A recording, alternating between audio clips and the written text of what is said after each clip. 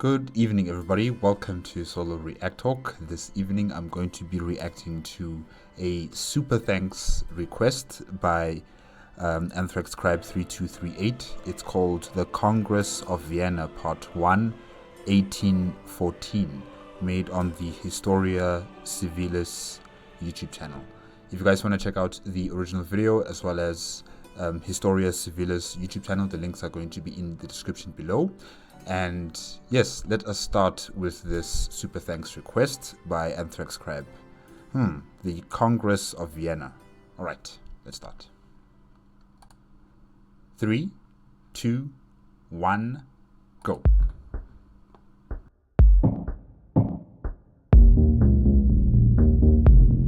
By the summer of 1814, the combined strength of Europe brought France to its knees. After almost 25 years of war, Europe was finally at peace. But it looks like a mess. It really looks like a mess. I can still see France on the map. I can see the United Kingdom. I can see... Ooh, Italy also looks like a mess. I'm not entirely sure what's going on there. Spain is still the same. Portugal is still there. I think that's the Austrian Empire, if I'm not mistaken. Yeah. And then, yeah, in the central part of Europe, it's just a mess. There's a lot of smaller countries or smaller, enclaves of power there. It's a mess. Yeah. Okay. Nobody knew this at the time, but the peace that was negotiated here and now served as the launching pad for a 99-year run without a major war between great powers. That's quite impressive. That is really impressive, in fact. Okay. A monumental achievement.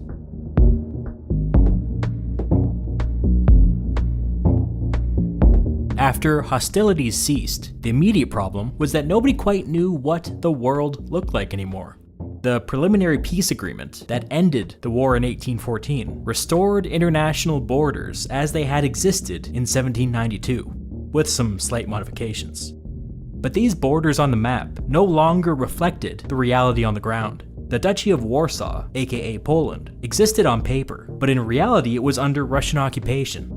All of these tiny German states existed on paper, but in reality they were under Prussian control. France existed on paper, but in reality it was under the joint occupation of the Russians, the Austrians, the Prussians, and the British. All that being said, by the summer of 1814, the Treaty of Paris had been signed. It's a mess. It's even more of a mess than before. The 1792 borders had been temporarily thrown back into place, and the war was over, at least for now. The urgent task at hand was to take this hyper-volatile international system and transform it into something more stable. Most people recognized that... Wait a minute. This is during, or should I say after the Napoleonic Wars, right? If I'm not mistaken. Yeah, I think this is after Napoleon was defeated. Yeah, I could be wrong about that. But I think so. The 1792 borders were no good in the long run, because those borders had led directly to almost 25 years of war. The prevailing mood among the victors was that a well-balanced international system was necessary. One that could resist the kind of reckless expansionism that the French Revolution had unleashed upon the world.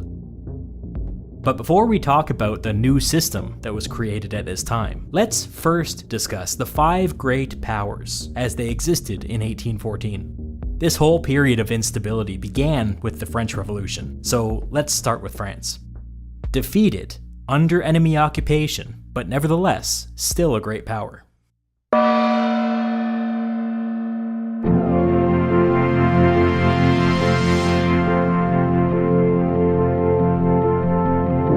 When Napoleon was defeated, the Allied victors imposed a set of peace conditions upon France. All things considered, they were pretty moderate. The first of these called for the restoration of the Bourbon monarchy from before the Revolution. This brought the 58-year-old King Louis XVIII to the throne, the younger brother to the king that was executed under the Revolution. Wait a minute, there were still members of the royal family alive after the French Revolution? I thought they were all, killed. Okay, this is a surprise. It's a big surprise for me. I thought they were all gone after the revolution. Second condition for peace was a shiny new French constitution that would guarantee certain political rights. The third condition was an agreement from the new king to leave many of the revolutionary reforms in place. The massive redistribution of wealth and land was to be mostly upheld by the new regime. So it goes. The old French aristocracy were allowed to safely return to the country, but they were a shadow of their former selves, and never again rose to the dominant political position that they had enjoyed in the 18th century. The restoration of the Bourbon king was intended to make the conservatives happy. The new constitution was intended to make the moderate liberals happy. The preservation of the Republican reforms was intended to make the revolutionaries happy. It was a big, sloppy compromise, and its purpose was to hold France together so that there was actually a France for the Allies to negotiate with. Despite its recent defeat, France remained a heavyweight on the continent. They were the second most populous country in Europe, and still controlled the most potent military force in the world. So long as those facts remained true, France would remain a great power. So the defeat of France was not through a military defeat. I mean, if they still have the most powerful military in Europe during that time, it doesn't seem as if, it was a complete, total military victory. Okay, interesting. With that in mind, France's objective going into the upcoming peace negotiations was, to the extent possible, minimize any future French concessions or territorial losses. Many European leaders understood that France would need to opt in to any new international system if there was to be lasting peace. Others were simply out for blood. France's job for the immediate future would be to keep the wolves at bay.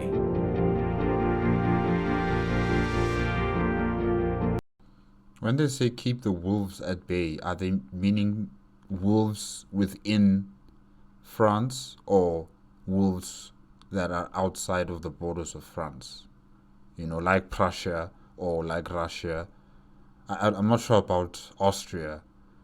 I don't think they're really much of a big hitter player. I'm not sure which wolves are they talking about, but okay. To this end, the new king brought in an experienced hand to serve as his foreign minister, Talleyrand. Talleyrand was a French nobleman who got in on the ground floor of the French Revolution. Through the revolution, he became a politician, then a diplomat, then an early supporter of Napoleon. Talleyrand served as Napoleon's foreign minister for 8 years, until the two had a falling out, and Talleyrand resigned. After this, Talleyrand began telling others that Napoleon's endless lust for war would bring ruin upon France. In time, he began passing intelligence to France's enemies and launched preliminary discussions with them regarding what a post-Napoleonic France might look like. I'm surprised you were not executed, Talleyrand. This relationship made him an obvious choice to bring back into government after France was defeated. That's the generous way of looking at Talleyrand. The ungenerous way of looking at him is that he was a cockroach, a survivor, an opportunist. Every time the political winds began to shift, Talleyrand suddenly found himself on the other side. Hey, chaos is a ladder. Watch him climb. Chaos is a ladder. Watch him climb. It's not really, distasteful in any type of way. It's just what politicians do. They jump when they see it as a threat to their security, to their economic, or should I say monetary security or political power, they will abandon ship. They will try to survive through other means. He's a politician. I'm not really surprised. I'm expecting this. I'm expecting this from a politician. Every time the French government looked unstable, Talleyrand found an excuse to be out of the country.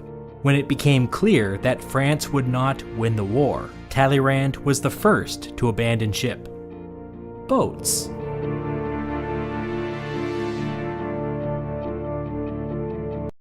Okay. But no matter what you think of him, Talleyrand became the most powerful person in the French government after the fall of Napoleon. And like I said, chaos is a ladder. yes, I am including the king when I say that. His great task as foreign minister would be to keep the wolves at bay and reintegrate France back into the international order as a co-equal great power. Let's now turn our attention to the four great powers that brought Napoleonic France to its knees, starting with the greatest of the great powers and working our way down.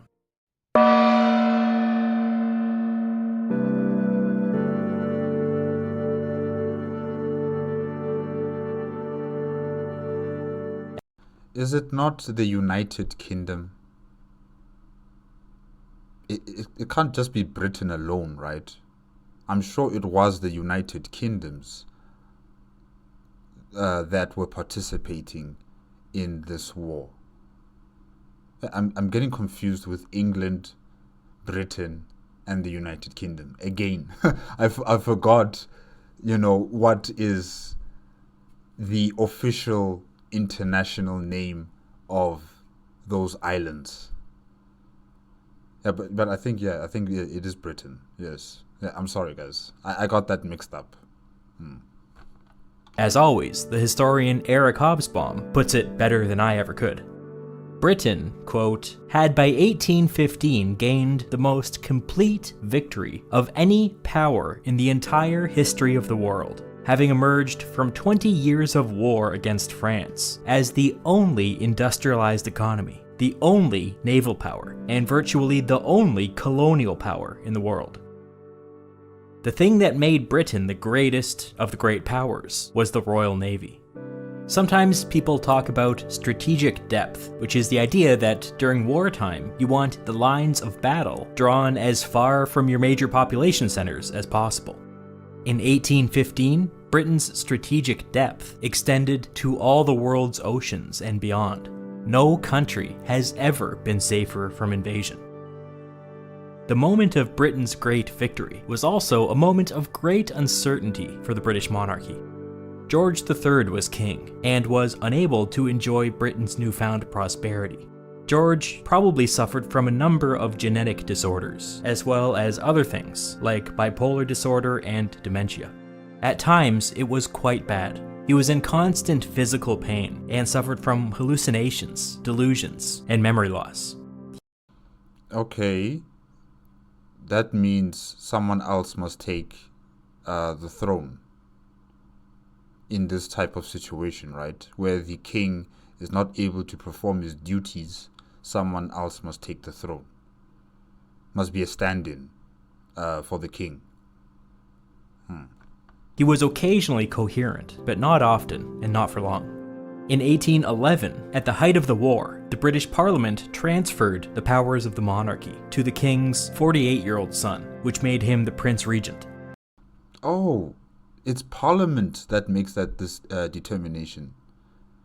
Not the royal household itself, but Parliament. Interesting. Wow. Within a few years, the king was no longer presentable enough to appear in public.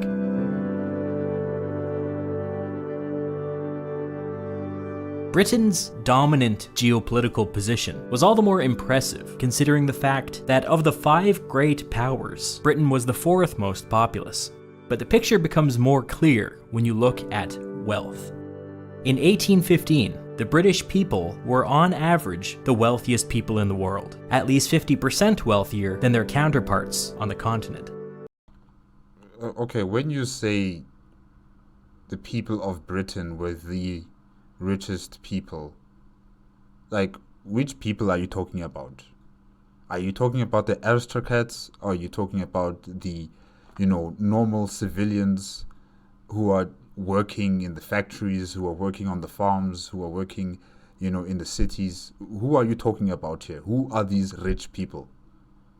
Are you talking about the entire population being richer than the rest of Europe, or are you talking about, in particular, the aristocrats, the business leaders, the government officials, and members of parliament?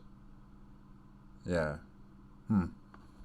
This trend would continue for the rest of the century, and by the year 1900, they would be almost twice as wealthy as the average European. This incredible wealth and geopolitical security helped produce a uniquely robust political culture with lively debates and an informed electorate. In 1815, the British Prime Minister was the Earl of Liverpool, a kind of centrist conservative. The fact that he was kind of conservative was a huge deal. It was the manifestation of a seismic shift going on within British politics. Wait, the Earl of Liverpool, his name is Liverpool. Wow, that's cool. Liverpool. Let me explain why. Since the 17th century, there had been two political factions within the British Parliament. The Whigs, a liberal faction who favored giving Parliament more power, and the Tories, a conservative faction who favored giving the king more power. I think I need to research, what does Whigs mean? The name Whigs, what does it mean? And then Tories as well. I think I need to research these two political party names, Tories and Whigs. England in the 17th century was utterly consumed by the power struggle between these two factions. They even fought a civil war over it. Over the course of this struggle, England swung wildly between having an authoritarian king and no king at all, sending one to the grave and another into exile. By the end of the 17th century, the question was settled. The Whigs won. Parliament became the supreme political authority in England, and the monarchy began to fade into the background. No wonder why Parliament even has the powers to transfer, the king's responsibilities over to another royal family member. I was expecting the royal household to make that determination, to make that decision, but to my surprise, it's actually Parliament that is making that decision. Brought about a really strange period in British politics, something that will never happen again. For more than 100 years, every British Prime Minister was a Whig. This period is sometimes called the Whig supremacy or the Whig domination, sometimes even the Whig oligarchy. I like the term Whig oligarchy because it gets at one of the key political truths of this period. I described the Whigs as the faction of Parliament, but it might be more accurate to describe them as the faction of modernity and industrialization. This meant that Whig political power emanated from cities and business and capital, while Tory political power emanated from aristocratic landowners and the countryside. At the time, the Whig modernist and pro-business worldview called for free trade and religious toleration, alongside a slow and steady expansion of political rights. The Whigs had a general distaste for slavery in all its forms, even while they continued to participate in the business of slavery. So for more than 100 years, the Whigs dominated British politics, and for the first 50 or 60 years, there were basically no close elections. The Whigs routinely won 300 to 400 seats in Parliament, and the other factions were lucky to break 100. This kind of reminds me of my country's, South Africa's current political climate. The African National Congress, or the ANC, has been in power for the past 30 years now. And we just had our 2024 elections, and they've lost that majority status. They don't have the majority in Parliament anymore. They only won around 40% of the national vote. So they've lost that majority where they could, control government without a coalition. And basically, they have to now start negotiating with other political parties for them to form a government. But for the past 30 years, we've just been having one political party in control of our government and having the majority in parliament, and that was the African National Congress. And now we're entering into unknown terrain, where we have to be having coalition governments or governments of national unity, involving all the political parties into government. So, yeah, when I see the Whigs here having a streak of wins for so long and having prime ministers for so long, different prime ministers throughout the years, it just kind of reminds me of the ANC, how we've also just been having ANC president after ANC president after ANC president, and now we're not sure if we're really going to have another ANC president,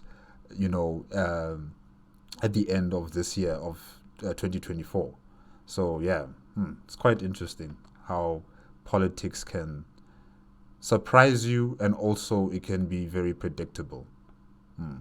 With such a dominant command over Parliament, it was only a matter of time before the Whig faction started to develop its own factions, and then factions within factions, and then factions within factions within factions.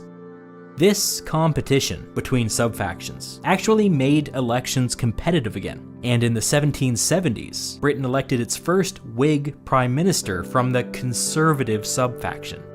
During the French Revolution, perhaps in reaction to the French Revolution, Britain elected several more conservative Whig prime ministers. But they all took great care to calm people's nerves and make it clear that they were all still Whigs. They were all members of one big political party. One was brave enough to brand himself as an independent Whig, whatever that means, but nobody dared go any further. That's interesting. Yet again, in my country, in South Africa, the ANC also has, parties that have splintered from the main body, from the main organization. We have the EFF, the Economic Freedom Fighters. We have the MK, Mkhonto Sizwe party, led by the former president of the country, Jacob Zuma. We have another party called COPE, the Congress of the People. There's also splintered away from the ANC, and they've become their own separate parties, having their own ideals and objectives and mission objectives for the country, But here with the Whigs, these factions within a faction are still considering themselves as Whigs, and they're still part of the main body of the Whig party. They haven't separated and made their own little political party. And that's quite interesting. So by 1814, Lord Liverpool, another conservative Whig, was Prime Minister. But he was in an impossible situation. His conservative Whig majority in Parliament was modest, and his sub-faction seemed to be falling apart. 4 men were asked to form a government before him, and all 4 failed to hold the coalition together. The only reason Liverpool was able to get the job done was because although he was a conservative Whig, he was on the liberal end of the conservative Whig spectrum. I spoke of factions within factions within factions before. I was not joking. As soon as peace was announced, protests started popping up all over England calling for bread or blood. One publication at the time wrote that, quote, "All the triumphant sensations of national glory seem almost obliterated by general depression." Change was in the air. It was not a good time to be a conservative politician in Britain. In fact, it seemed entirely possible that the conservative Whig moment was simply a reaction to the French Revolution. And with peace, the liberal Whig natural order may just reassert itself.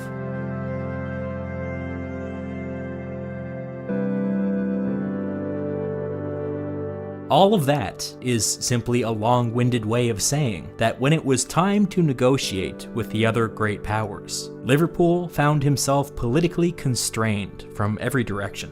If the negotiations went badly, he could not only be thrown out of government, but the conservative Whig sub-faction could be wiped out forever.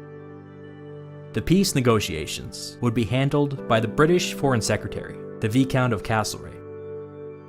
Castlereagh had strong opinions when it came to Europe.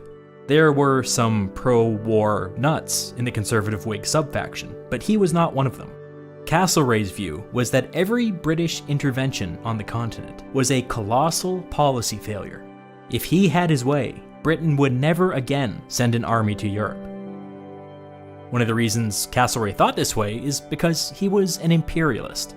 As Hobsbawm said, Britain at this time was virtually the only colonial power in the world.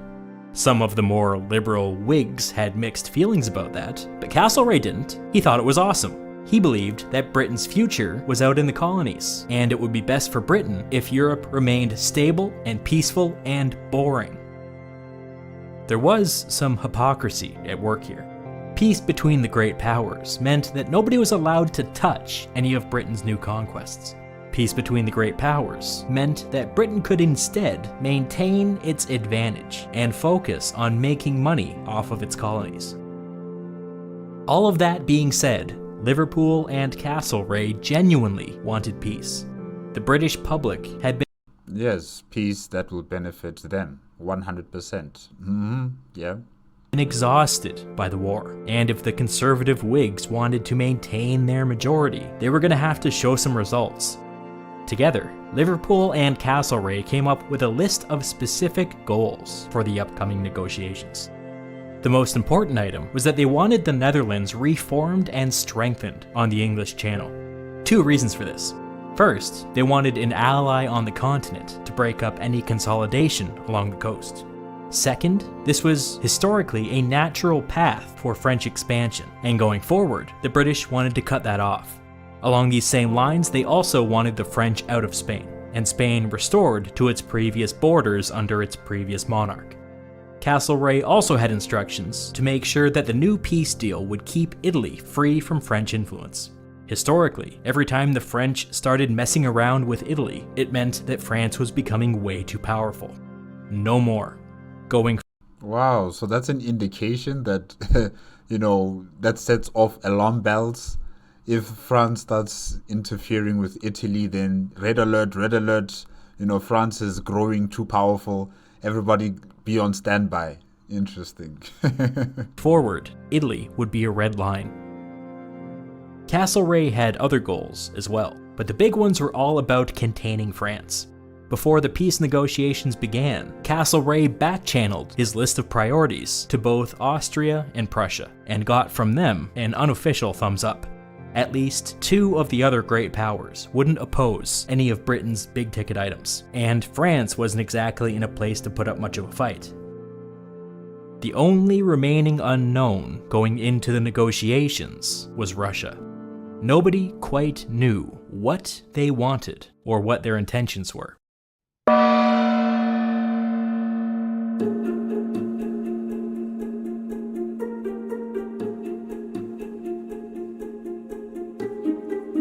When Castlereagh met Tsar Alexander of Russia for the first time, he wrote to his prime minister that he believed that the Russian monarch was not of sound mind. It's difficult to characterize Tsar Alexander, because it seems that most of his mental energy was caught up in creating narratives about what kind of person he was, and not so much in what he did or how he behaved. Well, that's very concerning. A king that is just obsessed with his own projection? That's very concerning. The thing that confused Castlereagh, and confuses me to be honest, is that Alexander had 8 or 10 of these narratives going through his head at the same time, and wasn't particularly bothered when they contradicted each other. Let me give you some specific examples. Alexander considered himself a true Enlightenment monarch, and told anybody who would listen that he believed in a limited constitutional monarchy, and wanted Russia to have elections, and a parliament, and independent courts. At the same time, he ruled Russia as a tyrannical dictator, which was justified in his mind because he believed that he was God's chosen instrument on Earth. These two thoughts are not compatible, but Alexander did not see a contradiction. He would simply switch between these two modes of thought, depending on who he was talking to and how he felt that day. No. Alexander the First is unreliable. He cannot be trusted. This two-faced type of situation, no. This flip-flopping.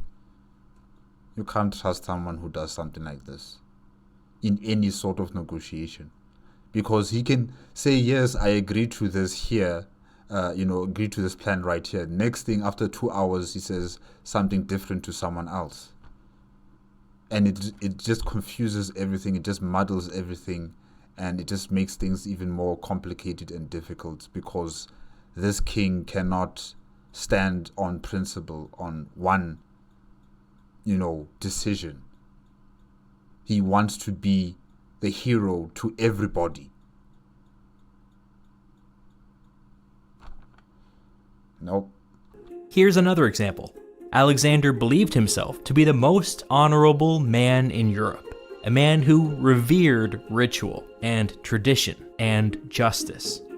Simultaneously, he believed that God made him emperor of Russia for a reason, and if he needed to go back on his word and use brute force to implement his will, that was all part of God's plan. These contradictory beliefs made Alexander impossible to deal with. His positions came off as utterly random, and they could change at any time depending on his mood. Was this guy not ill? He might have been very ill. Yeah, hey. He was unpredictable and unreliable and incomprehensible, particularly bad traits for a diplomat. So naturally, Alexander selected himself to represent Russia at the post-war peace conference. He wants all that attention, huh? He wants all that attention on him. He wants all that light on him. He wants the history books to talk about him, being the magnanimous king or emperor of Russia. He personally goes to the negotiations. He doesn't send ambassadors. He doesn't send, ministers. He goes there himself. He's doing this on a hands-on approach. Yeah.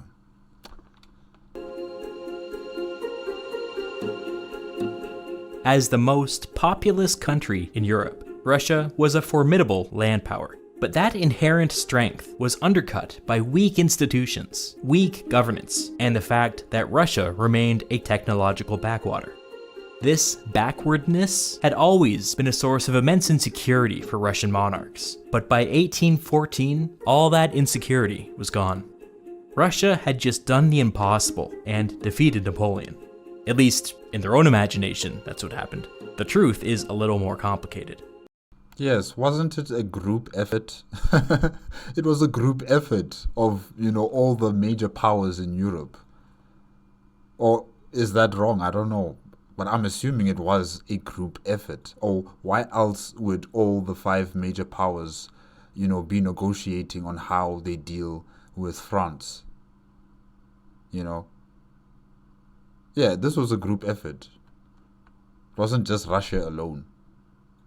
But of course, the emperor of Russia, he wants that light on him. He wants that attention on him. He is the conqueror of Napoleon Bonaparte. He is the conqueror of France. He is ordained by the gods. Yeah. Years of careful diplomacy had laid the groundwork for a coordinated attack against the French, and Napoleon's disastrous invasion of Russia was simply the catalyst. Had Napoleon been successful in Russia, the rest of Europe's great powers would have just waited for the next opportunity. But when the French started losing to Russia, most of Europe sprang into action. The plan was for every major European army to advance on Paris at a steady pace, but to pull back whenever opposed by the French army. The Allies knew that they couldn't defeat Napoleon on the battlefield, but with all of Europe's armies advancing as one, they wouldn't have to. Napoleon couldn't be everywhere at once. Even if he won every possible battle, the Allies would still take Paris. The point is that no one country defeated Napoleon. Every country defeated Napoleon. But Tsar Alexander didn't see it like this. In his mind, it was all his doing. As part of their plan, the Allies had developed lists of key French towns to capture on the way to Paris. The Allied armies would need their logistical support, especially with several French armies coming up behind them. Tsar Alexander was personally in command of the Russian army, and once he was within spitting distance of French territory, he abandoned this plan and broke off from his allies and advanced on Paris alone. Why am I not surprised? Why am I not surprised? And the fact that he's personally leading this army, you know, it's no surprise at all, really. I'm sure, as he saw Paris from the distance, he's like, you know what, it's within touching distance.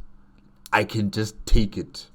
I can just take it for myself. I can be the first one there, I can be the victor. While the others deal with the French army, I will be the one who controls Paris. I'll be the one who puts the sword to Napoleon Bonaparte. I will be the one. Alexander later said that this was a matter of personal honor. Never mind the commitment to his allies to all advance as one. Apparently, personal honor can only go so far. It was Tsar Alexander of Russia who took Paris, and it was Tsar Alexander who accepted Napoleon's surrender. Since Alexander placed himself in the center of the action, the fact that he liked to tell conflicting narratives about himself suddenly became very important to world history. On one hand, Alexander styled himself as the grand enemy of the French, as Napoleon finally meeting his match on the field of battle. On the other hand, Alexander still believed that he was the most honorable man in Europe. Spin the randomizer, and what do we get? Honor. Today, Alexander would treat Napoleon not as the enemy of Europe, but as his equal, the Emperor of Russia meeting with the Emperor of France. It was as equals that Alexander negotiated Napoleon's surrender. And as equals, Alexander gave Napoleon almost everything he wanted. Napoleon would be allowed to retain the title of emperor, and would be permitted to remain an independent monarch until his death, ruling over the small island of Elba off the coast of Italy. He wouldn't be allowed to leave, but on the island, he would be a free man. The Allies were apoplectic. This was not what they had agreed to. This put the British in particular in a terrible position because they had deliberately never recognized Napoleon as the legitimate emperor of France. Now, for some reason, the Russian Tsar was forcing them to legitimize Napoleon only in defeat. It was humiliating. When the rest of the Allies arrived in Paris, several of their leaders got up in Alexander's face and went ballistic. Alexander was in a different mood that day and gave them a placid response, saying that it was his duty as a Christian to forgive his enemies. Wow. Hey, Alexandra, hey, you're making me laugh, man. You're making me laugh. Oh. This is what made Alexander impossible to deal with. Today, he was saying that Napoleon had to remain an emperor for religious reasons. Yesterday, it was because of honor and tradition. Tomorrow, who knows? The Austrian foreign minister summarized these events in a report to his monarch, in which he called Alexander, and this is a real quote, the biggest baby on earth.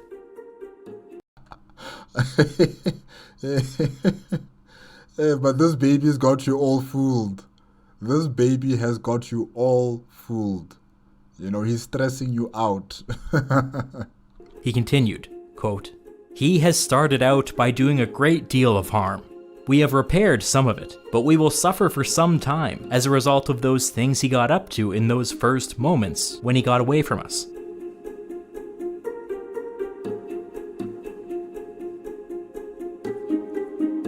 Alexander's stated priorities going into the peace conference kinda depended on his mood, but it mostly had to do with the future of France. As previously discussed, the Allies had all agreed to restore the old Bourbon dynasty to the French throne. The problem was that Alexander didn't like the Bourbon kings. If you look at France's position in Europe, France had an interest in making sure that Central Europe remained fragmented and weak, and outside of the influence of any other great power. To these ends, France had a long history of aligning itself with countries like Poland and Saxony and the Ottoman Empire. This was, of course, a geopolitical thing, but Tsar Alexander thought it was a personal thing, and that the Bourbon kings uniquely had a problem with Russia. Alexander's immediate priority was to keep the Bourbon Louis XVIII off of the French throne.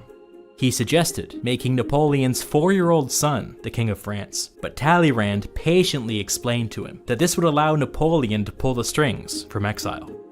Alexander then tried to put a man named Bernadotte on the French throne. Bernadotte was a former French marshal who had turned against Napoleon and was single-handedly responsible for bringing Sweden into the coalition against France. Emperor Bernadotte? Eesh. It doesn't have that jingle. Like, I'm sorry, guys. No. Bernadotte? No, I'm sorry. You're not the one. You're not the one. You know, your name is just, it's not giving that, pizzazz. It's just not doing it for me. In the late stages of the war, Bernadotte and Alexander had worked closely together, and Alexander viewed him as the one Frenchman he could trust. Puppet. Alexander pushed hard for Bernadotte, but Talleyrand wouldn't budge. He and the Allies had all agreed on a Bourbon restoration, and they all saw Bernadotte for what he was, an attempt to put a Russian puppet on the French throne. Exactly. Talleyrand explained to Alexander that they couldn't be placing whomever they wished on the French throne, or they were no better than the revolutionaries. The new king needed to be a legitimate French king of royal blood. Alexander got desperate. What about a distant cousin, a younger brother, anybody but Louis XVIII? Talleyrand held firm, and Alexander backed down. An impressive feat, considering that the Russians had Paris under military occupation. I don't think Alexander I is really going to do anything. He wants to have this persona, this name of his to be shining, like a great example of victory and honor and duty and code and a good Christian and all that type of stuff. He's not going to, smash this boat simply because he's not gonna get what he wants. He's not that type of person, I think. Yes, he's probably a very terrible ruler in his homeland of Russia, but on the international stage, he would want to put his best foot forward. Even if it is confusing and it's messy, it's still his best foot forward. He's not going to risk, a political an international incident, simply because he's not going to get his way. No, he'll find another way. I'm sure he will. Bourbon king would return to the French throne, and Alexander's dream of a grand Franco-Russian alliance withered and died.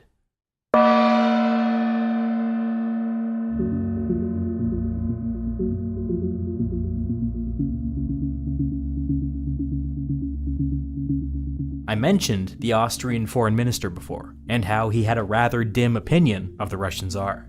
Biggest baby on earth and all that. The Austrian foreign minister's name was Clemens von Metternich, and the period we're beginning to cover today is sometimes called the Age of Metternich. That's a clue as to his importance. Metternich would become the architect of the post-war international system, and one of the 19th century's most preeminent figures. Metternich's task was vastly harder than it seemed, because not only was the international system undergoing a stark transformation at the time, but so was Austria. Of course, what I'm referencing here is the dissolution of the Holy Roman Empire. And now my punishment for bringing up the Holy Roman Empire is that I have to explain what it was. For one thing, they were not Roman. I don't know how they attained the name Holy Roman Empire. I think I'll need to search that up. But yeah, they were not Roman. Uh, the holy part, any empire would call themselves holy out here. But definitely they were not Roman. We should begin with the French philosopher Voltaire's famous quip that the Holy Roman Empire is neither holy, nor Roman, nor an empire. So what was it? The Holy Roman Empire was a Central European institution that had existed in one form or another for over 1,000 years. I say institution because the Holy Roman Empire was by no means a state. Each member of the empire conducted its own foreign policy, with its own military, under its own laws. Hundreds of tiny states were members of this club, this institution, and together they loosely... So you wouldn't necessarily say that there were like a federated states of the Holy Roman Empire. That would be incorrect to say, right? supported a central emperor. The Holy Roman Emperor was a prestigious title with very little actual power behind it. He could call for aid if one of the member states was attacked, but it was up to each independent state whether or not they would respond. In fact, each state had its own unique deal worked out with the imperial crown, which put further limits on the emperor's power. Some were expected to contribute money to military campaigns, but no soldiers. Some were expected to contribute soldiers, but no money. Some were under no obligation to offer anything at all. By the 17th century, the Holy Roman Emperor could no longer even have an opinion on religious matters, which kinda defeats the whole purpose of the holy part of their title. Although the imperial crown was remarkably weak, the Holy Roman Emperor usually controlled the most powerful state within the empire. Beginning in the 15th century and continuing up until the Napoleonic Wars, that meant that the Holy Roman Emperor was the Archduke of Austria. Since the 13th century, Austria had been controlled by the Habsburg family. The Habsburgs were one of the most powerful families in Europe, and at times over the last 500 years, they had controlled Portugal, Spain, the Netherlands, the Kingdom of Germany, parts of northern Italy, Austria, Hungary, Croatia, Bohemia, I could go on. But it was not through military conquest. It was through marriages. That's how they were able to control many of these different areas. It was through marriage. The dynasty was remarkably successful, and what made it especially remarkable is that very little of this territory was gained through conquest. It was instead gained diplomatically.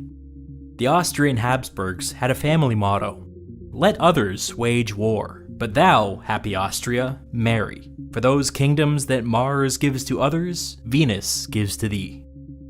Others conquer through war. The Habsburgs conquer through marriage. Fast forward to the 19th century. The Holy Roman Emperor was still an Austrian Habsburg, now facing an expansionist France under Napoleon. He learned too late that the Holy Roman Empire was not equipped to face a direct attack. A victorious Napoleon demanded the abolition of the Holy Roman Empire, and the Habsburg Emperor, having decided that this powerless husk was no longer worth defending, agreed. With that, Austria became fully independent under its first emperor, Francis I.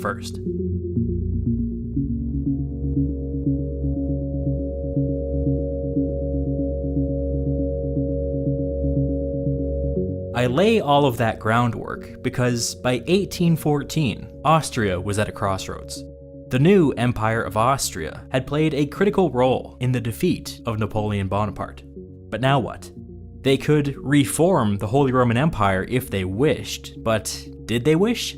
When push came to shove, some of the largest members of the empire sided with Napoleon. If the Holy Roman Empire wasn't a military alliance, what good was it? Yes, the title was prestigious, but you could argue that the restrictions within the empire only slowed Austria down, with no clear benefit. Francis, the former Holy Roman Emperor, and the current Austrian Emperor, was sympathetic to this point of view, as was his foreign minister, Metternich. So, he was Francis II in the Holy Roman Empire, and now he's renamed himself to Francis I in the Austrian Empire. That's very interesting. is sometimes described as a conservative or a reactionary, but that's not quite right. A true reactionary would have fought to reform the Holy Roman Empire, but Metternich happily allowed it to die. He was a realist, not that concerned with ideology, so long as it protected his hard-won peace. In his excellent and definitive biography of Metternich, Wolfram Zeeman writes that, quote, "This, the question of whether Metternich was a reactionary, disregards the experiences of human beings who were looking back at 25 years of war and revolution. The question contemporary witnesses asked themselves was whether the more than 3 million dead on the battlefields of Europe had died for any meaningful goal." 3 million? Oh. In many peasant families, there were no male youths left. That 3 million number is on the lower end of the spectrum. I've seen credible estimates of 5 to 7 million when you include civilians. Unthinkable loss. Nobody who lived through this period would ever be the same. I mean, that's crazy. 5 to 7 million people. You can imagine, some places have been depopulated. And lands have just been left to grow naturally and overgrow on infrastructure, because there's no one there to maintain it. There's no one there to occupy those places, and you would just see dead cities or dead towns or dead villages because so many people are dead from this war. That's crazy. Across France, 20% of the men born between 1790 and 1795 were dead. An entire generation of young men had been wiped out. In that same book, Zeeman provides the best summary of Metternich's worldview that I've ever seen. In Metternich's case, coming to terms with the war meant considering the suffering he had witnessed endless times on the battlefields and along the roads. Unnecessary, pointless, even a crime, caused by human delusions of grandeur that, he thought, could pull down the walls protecting civilization and the law as he understood it, at any time and in any place. It was the duty of politics to erect enduring barriers against this possibility. He opposed this catastrophe on humanitarian grounds, and his lasting commitment was never again. Metternich saw balance between great powers as the answer. He feared a second French Revolution, or something like it, but he couldn't clearly see how Austria could possibly prevent one. However, with a balanced international system, any state seeking to dominate could simply be slapped down by everybody else. This theory for peace played into Austrian strengths. Ever since the French Revolution, Austria had positioned itself as the defender of precedent and tradition and the rule of law. Accordingly, they began to expand their diplomatic influence and cultivate a following of smaller states, especially in Central Europe, who feared being swallowed up by the regional instability that would inevitably follow the dissolution of the Holy Roman Empire. Where is Prussia in this mess? I'm trying to identify Prussia, since it's also one of the 5 great powers, right? I don't see it. Okay, I think it's that gray looking L-shaped piece of country there. Yeah, because Poland is still there, the buffer between Russia and Prussia. It's Poland. Yeah, and Poland is that pinkish piece looking like a T. Yeah, and then of course the L shape is probably Prussia. Okay.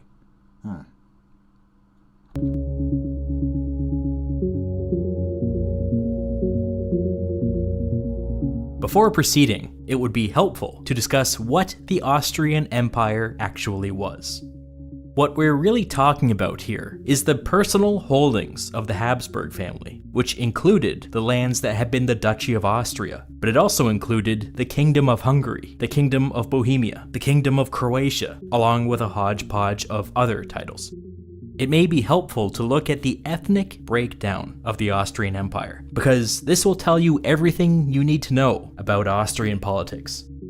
First and foremost, there was the German-speaking core, centered around Vienna and the old Duchy of Austria.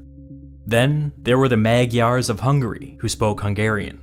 The third major group were the Bohemians, who spoke Czech. Then, in the borderlands, there were Croats, Serbs, Slovaks, and others who spoke various Slavic languages. To the east, there was Transylvania, whose inhabitants spoke Romanian.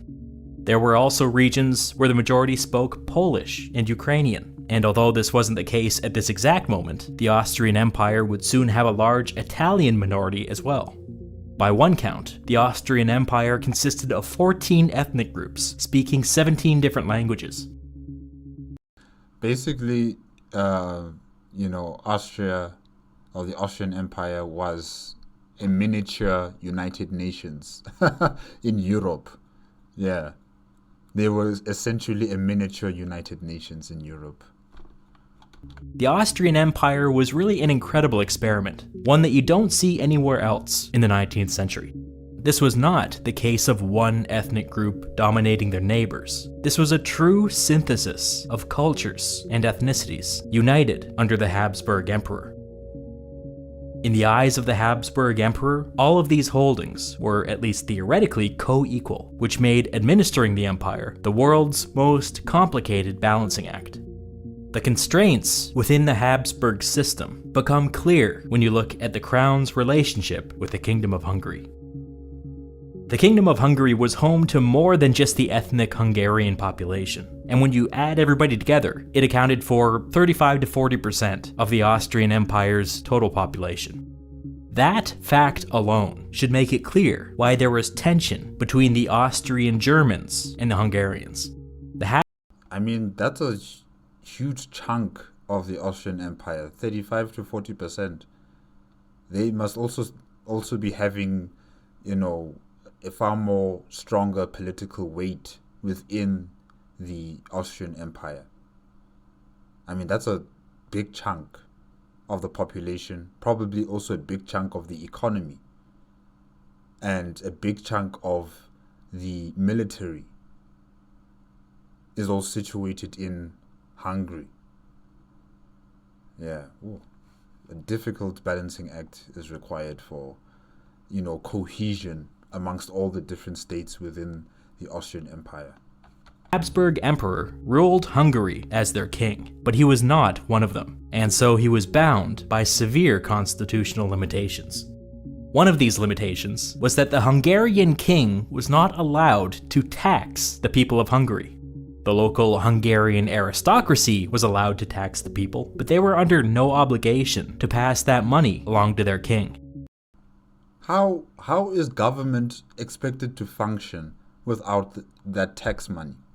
How is the Austrian Empire expected to, function as a state without, taxes coming in from these different regions? This is crazy. So now Hungary is able just to, exist as they are within the Austrian Empire, not contributing anything, not, supporting the central government of the Austrian Empire. They're just sitting there pretty. Hey. Again, this is 35 to 40% of the empire's population we're talking about. This exemption created a massive hole in the imperial budget that Austria was constantly trying to fill. Over the centuries, this arrangement resulted in the Hungarian aristocracy becoming extremely rich, even though the Hungarian people remained quite poor compared to the German-speaking population to the west. And the people themselves, they didn't realize that, maybe we should not be giving our finances to these aristocrats, and you should give it over to the Austrian Empire for them to govern and to spread the taxes amongst everybody. They didn't think about that. Maybe they were blinded by their sense of, I don't know, I don't want to say nationalism, and maybe like loyalty to Hungary. Yeah, maybe they were blinded to their loyalty to Hungary. And it didn't matter that they were suffering as long as Hungary would continue to be Hungary, led by Hungarian people. And even if they're not economically supported by the Hungarian government, as long as it's still in the hands of Hungarian people. Yeah. Hungarian king was also constrained when it came to military recruitment. Despite being home to 35 to 40% of the Austrian Empire, Hungarian subjects only made up like 5% of its military. This number could fluctuate. During the Napoleonic Wars, it climbed as high as 20%, but in order to accomplish that, the Habsburg Emperor had to go to the Hungarian aristocracy and give them whatever they wanted. This tenuous constitutional relationship meant that Austria was cursed in a way to be in constant negotiations with itself. The Hungarians were always suspicious of any territorial gains that added more ethnic Germans to the empire. The whole political system was a delicate balance, and if the ethnic Germans got something, the Hungarians always wanted something too. What about the other nations within the Austrian Empire? Didn't they also demand more say, more power, more authority in these types of situations? Despite all of its contradictions, the Austrian Empire had a lot of credibility on the international stage.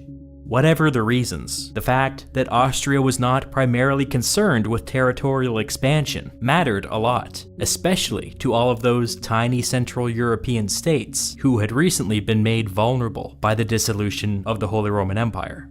It meant that despite having the weakest military of the great powers, Austria had a lot of friends, at a time when having a lot of friends was a valuable thing to have.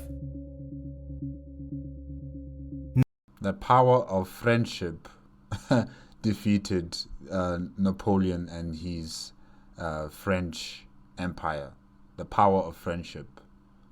Of course, there was that one friend, Russia, that decided, you know what, I'm gonna do it alone. I'm gonna walk alone on this final journey. But anyways, before any of that, yes, it was the power of, the United Nations, these great five-powered nations that helped in defeating the French. So yeah, it's true. The power of friendship cannot be underestimated. None of this was true of the other German great power. In many ways, Austria's mirror opposite.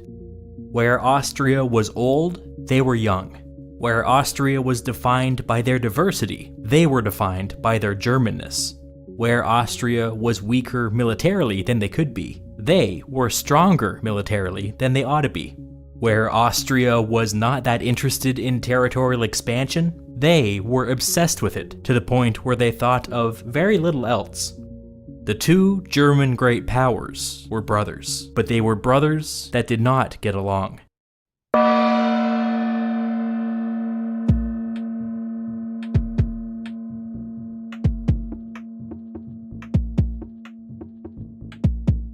In 1814, but who came up with the name Prussia? Who came up with that name, Prussia? Why? Why is it so close to, Russia?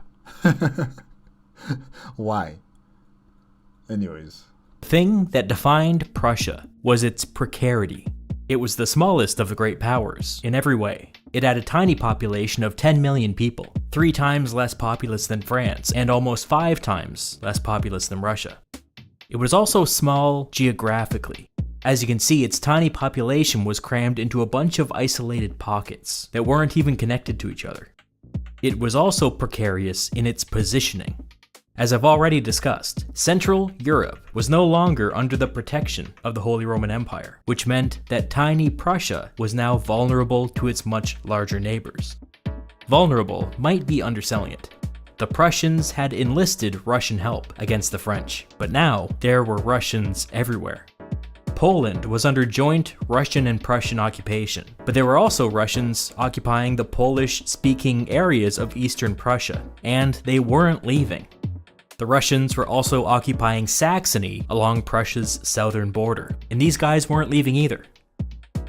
Central Europe was in a state of flux. It was clear to everybody that Russia saw opportunity here, which was entirely antithetical to the balance of power principle. The other great powers would have no choice but to respond. In the eyes of people like Metternich and Castlereagh, Russia had to remove itself from Central Europe if there was ever to be peace. Prussia had to become the kind of great power that was capable of resisting Russian influence.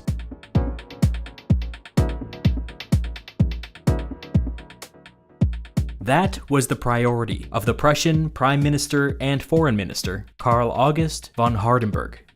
The experience with Napoleon had taught Hardenberg that Prussia was not yet a true great power. It was powerful regionally, but it was too small to have a global impact. In order to graduate from a regional power to a great power, Prussia needed people, Prussia needed resources, and Prussia needed territory. Uh-oh. This line between a strong regional power and a weak great power is a fuzzy one. Eric Hobsbawm writes that, quote, Austria and Prussia were really great powers by courtesy only. Continuing later, their chief function was to act as European stabilizers. It's true that Austria and Prussia could not match the global influence of France, Britain, and Russia. I would quibble slightly and say that Austria's diplomatic influence at this time made them a great power, but it's true that Prussia lacked the global reach of any of the other powers. The only reason everybody decided to treat them as a great power was their formidable military. By the end of the war, on a per capita basis, Prussia was fielding 6 times more soldiers than Austria, which meant that despite their relative weakness, they were capable of going toe-to-toe with any other great power. Hardenberg saw in Prussia an urgent need for territorial expansion. All of these isolated enclaves would not do. They were just asking to be swallowed up by some stronger power. But wouldn't that make an issue for the other great powers if Prussia, just decides that, we're going to conquer more land, we're going to conquer more territory so that we can, consolidate all of these various pieces of land that we have? Wouldn't that create some sort of concern for the other great powers? And wouldn't they all decide to attack Prussia like how they united to attack and contain France? In the upcoming peace conference, Prussia hoped to gain some territorial coherence and Oh, okay, all right, yeah. in this way, yes, I can see a possible success, because I thought maybe they were going to prepare for war, to get those territories. But if they're going to go to the conference and, discuss amongst the other 5 great nations, the consolidation of their territory, then maybe they might get it, without, using weapons and violence and destruction. And become a true great power with global influence.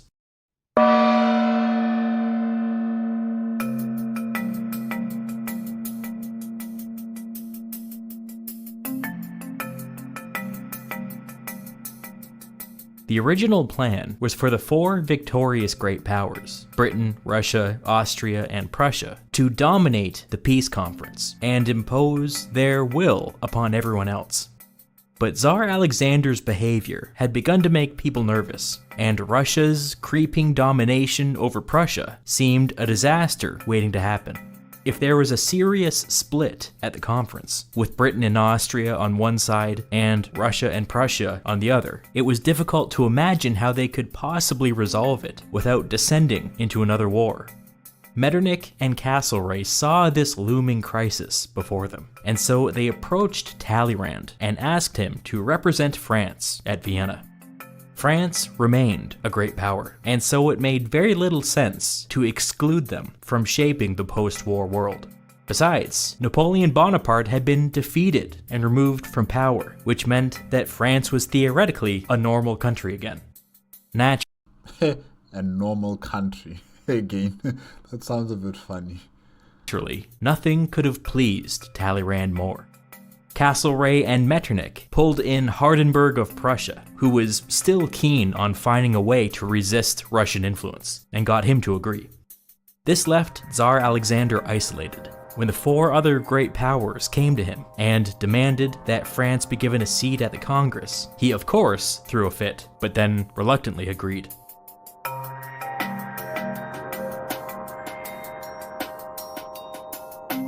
Over the summer, everybody traveled to Vienna. And by everybody, I mean everybody.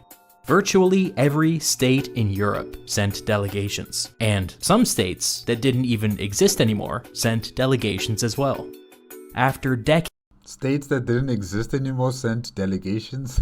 Yeah, that's funny. Decades of war, a festive, slightly euphoric mood took over the city. Peace was at hand. When September rolled around, the real work began.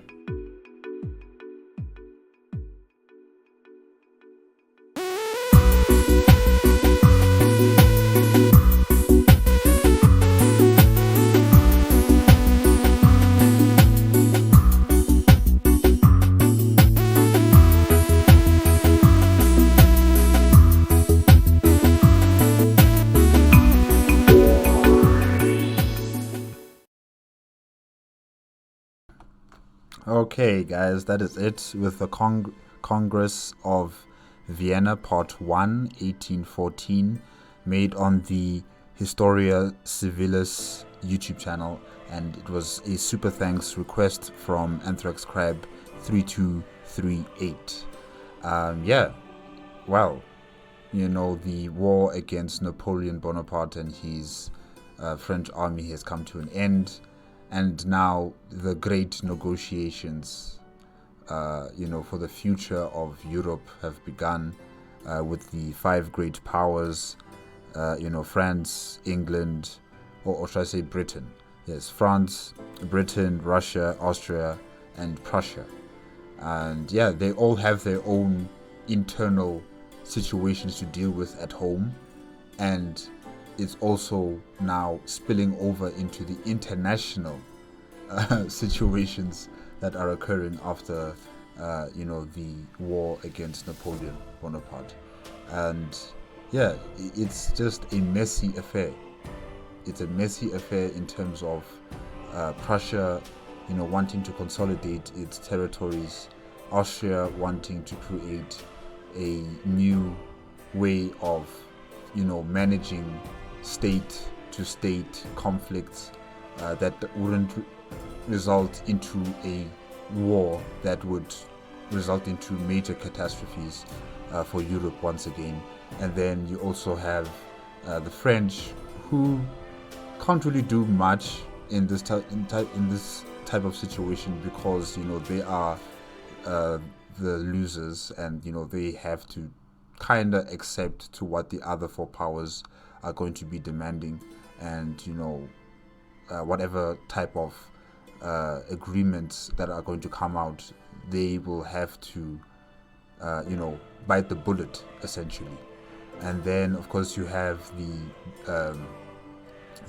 British, who are going through their own internal politics situations, and the king, the current king of Britain, is incapacitated at the moment, I should say, and his authority has been transferred to his son, the Grand Prince.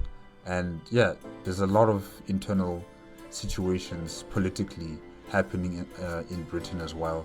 And then with Prussia, oh no, I already spoke about Prussia. I spoke about, oh yes, Russia, messy affair with the emperor. So there's a lot of things that are happening before the delegations even meet up in Vienna. There's a lot of talking back and forth between all the five nations and probably other European nations that are around. They also want to have a piece of the action, if I can say that. And they're all going to go to Vienna as well, like everybody else, and they're going to discuss the future of Europe. And it's quite impressive that from this Congress, a piece of 99 years was brought into existence. That's amazing. That's really amazing. But yeah, part 2 will come next week. My reaction to part 2 will come next week, so that I can complete this request. And yeah, no, this is interesting. It's really interesting to hear about all these different nations and what has been going on in Europe after the war against Napoleon Bonaparte.